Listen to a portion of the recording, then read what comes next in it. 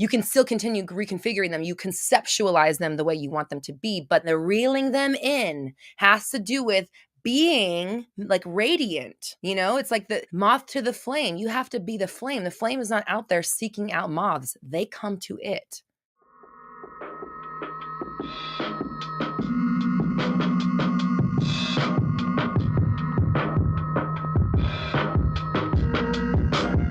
What is up, my fellow dreamers and soul searchers?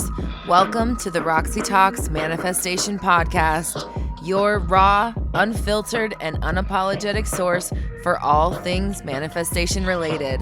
I'm Roxy Lee, and for the last decade, I have been researching and developing my signature 360 method, which combines behavioral science, quantum physics, and the law of attraction to help you manifest a life beyond your wildest dreams. Visit roxytalks.com for more info. Now, let's get into it.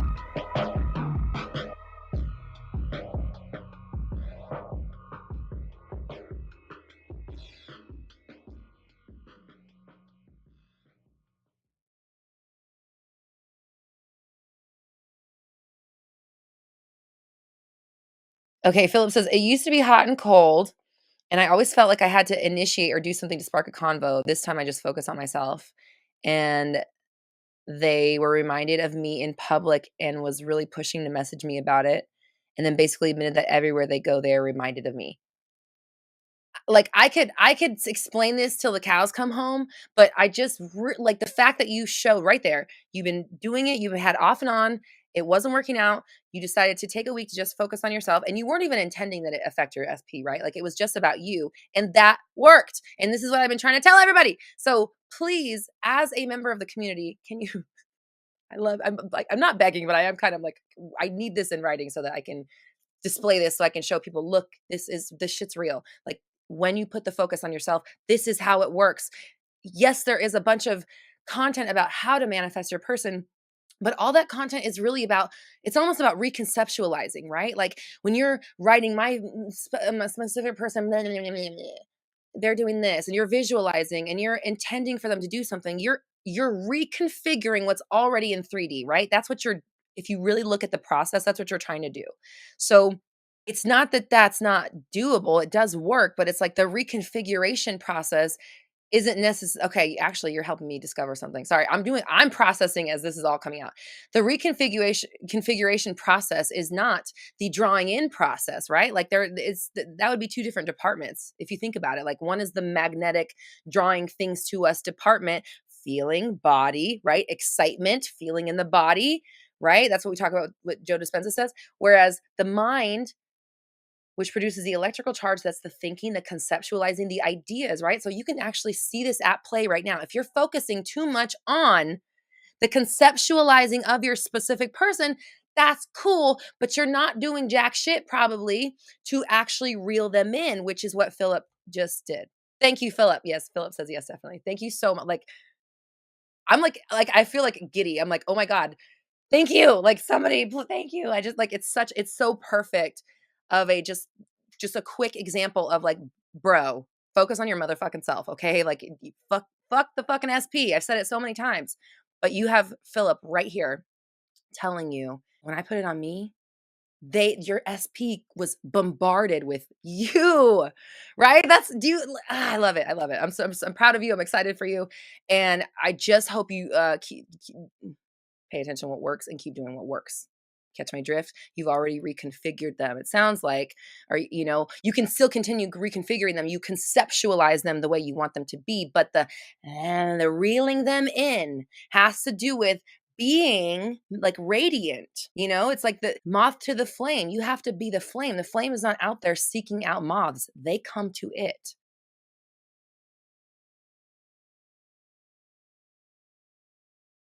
Any thoughts on the no contact rule? Hope it works. Okay, I'm gonna tell you this right now. Your hope ain't gonna do shit for you. Sorry. I mean that with love. Like, you might as well just like take that hope and wipe your butt with it and throw it down the toilet, because it's like, who cares what you hope for? You know? Right now, what I see, any thoughts on the no contact rule? Hope it works. This is what you're telling me. I'm gonna try not reaching out to them in the hopes that they will reach out to me. That is not manifesting from a power position. And so that's why I said you might as well just wipe your ass with the hope, because it's not that it can't happen, but like how much time do you really have? Like, waiting for a hope and a prayer, like, I mean, cool, but that's not what we're doing here, right? We're not like hoping for stuff. We're intending and we're staying on topic, right? Okay, good. You're laughing. Okay, good. So so the no contact rule. The reason the no contact now, okay. Let me back up. And I will say this right now, I have not done proper research on who coined the term, when it came about, and what it was exactly in reference to. But my instincts are telling me, and I may be wrong, but this is how I instinctually feel, is that the no contact rule is something that came about from like dating advice, right? Dating advice and manifesting advice are not the same fucking thing. Dating coaches and manifestation coaches are not the same thing.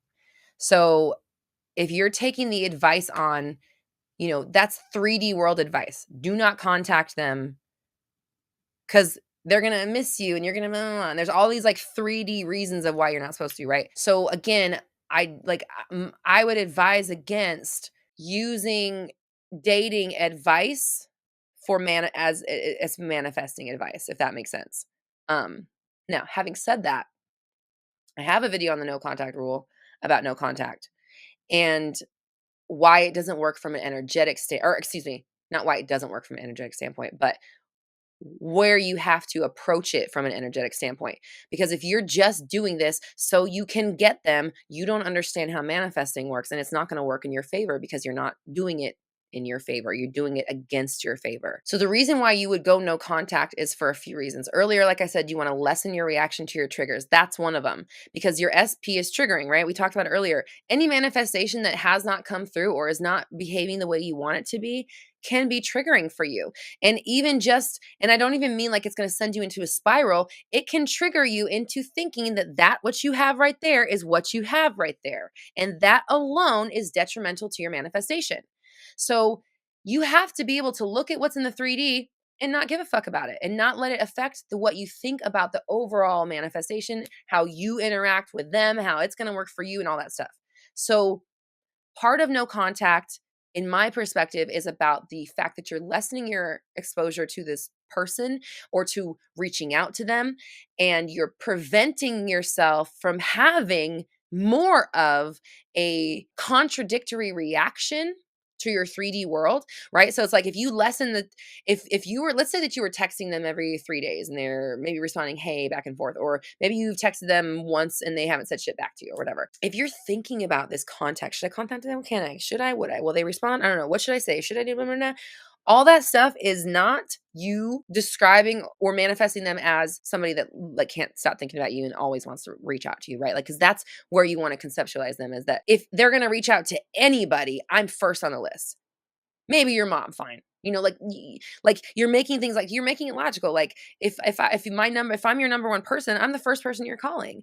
And if that's where I want to put myself, then I need to consider myself like that all the time. So if thinking about contacting you makes me think all these thoughts that tell me that I'm not your number one person, are they going to write back? When will they? They haven't yet. How come they won't? Every time I do, they only say this. Now they're ignoring me. Now they're ghosting me. All those thoughts are not helping you. So if you can lessen the amount that you're thinking those throughout the day, you're going to do yourself some favors, right? So lessen the amount you're thinking those, lower the amount of times you're thinking about contacting them here to zero, right? Because all of that manifesting power that was wasted on creating a version of them that didn't want to talk to you now gets channeled into something else. And if you're doing it right, it gets channeled into, bitch, I'm the fucking best. There's nowhere else to go in town.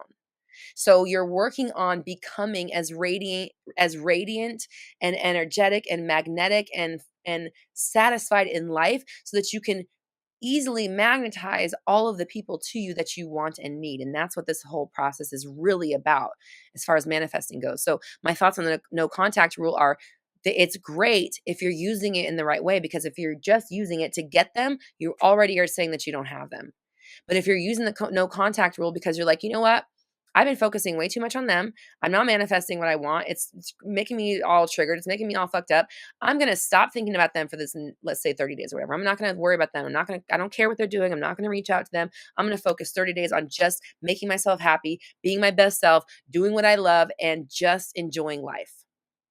We already heard from Philip that that's the answer to that's what happens when you do that, your SP has no choice but to be attracted to you. And if you weren't here earlier, Empress, I invite you to rewind to the beginning. We had Philip, and he might still be here, but he was talking about how last week our homework was to just be excited for a week. I just wanted everyone to be excited about living in life. And he said he put his SP manifestation on pause just to, well, I'm actually paraphrasing for him. He said he didn't focus on SP, I think is what he said. And he just focused on the excitement of himself, and his SP came through. They were seeing like seeing him everywhere, seeing his name, hearing his name, feeling like they had to reach out. They were being bombarded with images of him while he was just doing my life's great. And that's how it works. And that's why I always stress the self-concept. I always stress the self-love, the self-work, because if you just be awesome, if you just radiate awesomeness, they can't help but come begging for it. So, and I'm just using blanket language here, but go check out that video that I put up already. Just put Roxy Talks No Contact in YouTube. But just, that one's going to break it down for you. But just think about the concept that I just moved my camera. Just think about the concept that you're using when you're considering this no contact. Why do I need to go no contact? Is it because they're not contacting me? Is because I believe that they're not going to? Am I doing it so that I can trick the universe into having them message me? Like all of that stuff is just proves that you don't have them.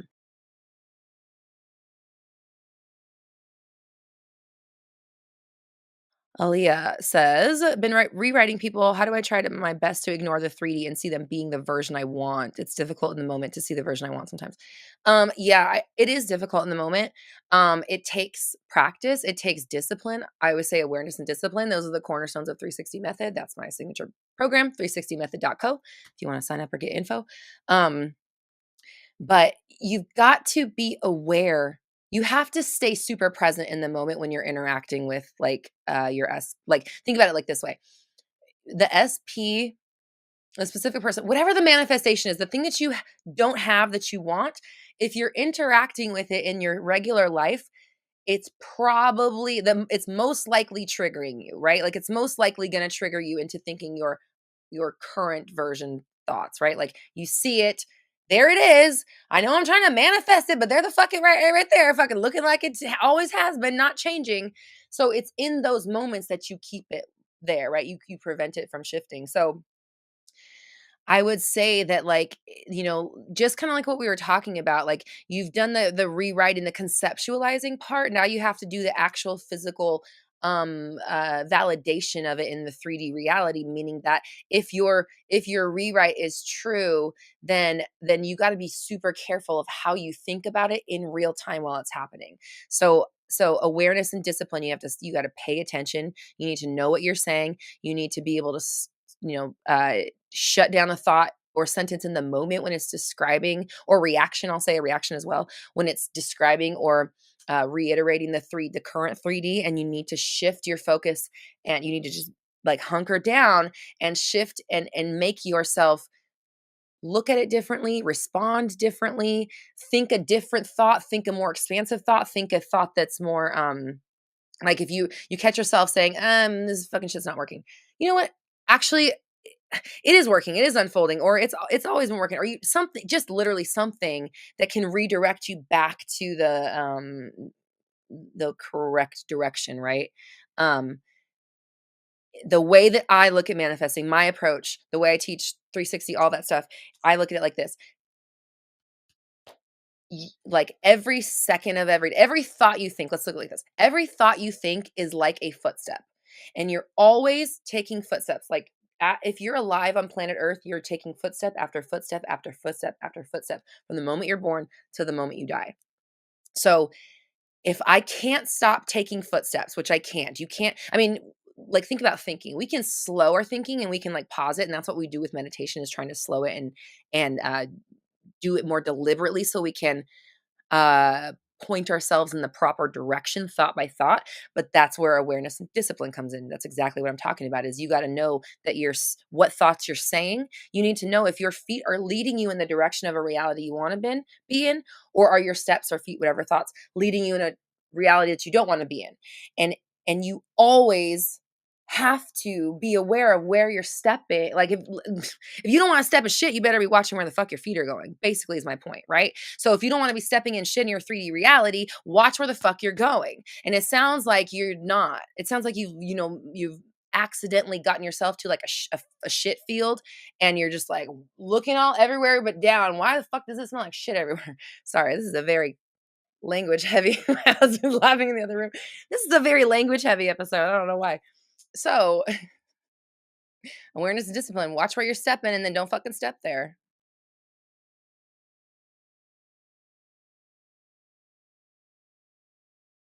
This is what our homework is going to be. I want you to we're going to do the hyper focus again. This is where we're going to be paying attention to negative assumptions. What do we mean by negative assumptions? Meaning that, like, for example, we had a super chat came through that was like, or a message came through that was like, I'm doing the work internally and externally. I'm blah, blah, blah. I might be mixing up messages here. Let me know. I'm trying to paraphrase. Anyways, the message was, I'm doing the work. 3D reality, blah, blah, blah happened. This and this and this. How come it's not working? Right? The how come it's not, or, oh, I didn't get the text. So now this, or I said something and now they're triggered. Uh, or they sent this and or I didn't get the job. So this, or my mom said this. So now this. That moment, the negative assumption, the assuming that because X thing happened, that now Y thing must follow. Even if X has happened a billion times and Y has happened every time after, we're going to change directions between X and Y, okay? So if X thing occurs, I don't give a fuck. Let it happen twice. How about 3 times? Because every time X happens, Z happens for me and Z is great. Does that make sense? Let's look at our negative assumptions. And honestly, like, these are really good because this is stuff that's automatic. This is stuff that's underlying. This is stuff that we probably aren't catching very often because it happens so fast. I expressed my feelings. They didn't write me back. What the fuck's wrong? When in reality, you expressed your feelings. That's amazing. You stood your ground. You expressed your boundaries. That's incredible. That moment actually deserved a pat on the back for you and a celebration. And we turn it into, what have I done wrong? And that's where we want to stop. So that's what our homework is going to be. I hope that's clear. And I want us to start identifying your negative assumptions this week. Pay attention to your negative assumptions. When do I assume things are going, like, we're all doing great, right? We're all working on a manifestation. And at some point, now it sucks. What is that point and why? Let's find that out. Let's dig into that, okay? I love you all. I appreciate you. Everybody have a fantastic week.